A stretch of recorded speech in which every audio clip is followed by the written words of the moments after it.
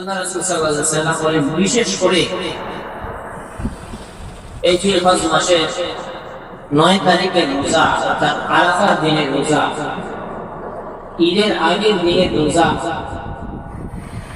আল্লাহ রাসূল সাল্লাল্লাহু আলাইহি ওয়াসাল্লাম ইরশাদ করেন, صيام يوم عرفة نحتسب على الله أن يكفر السنة التي قبله والسنة التي بعده.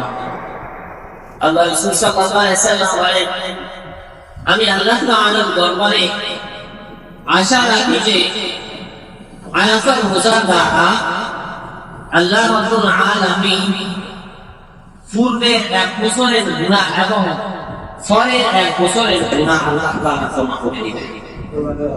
কেমন ফজিলতপূর্ণ দিন দেখেন, ঈদের আগের দিন 9 তারিখ, এই 9 তারিখের রোজাটা কেমন ফজিলতপূর্ণ দেখেন। জিলহজের এই রোজাগুলা না রাখতে পারলে অন্তত 9 তারিখের রোজাটা রাখবো, তাহলে আল্লাহ রাব্বুল আলামিন আমাদের আগের 1 বছরের এবং পরের 1 বছরের 2 বছরের গুনাহ ক্ষমা করে দিবেন। কেমন ফজিলতপূর্ণ দিন দেখেন।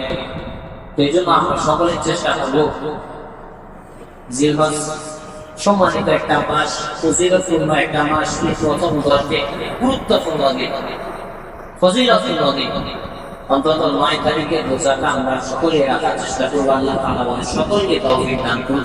আমিন।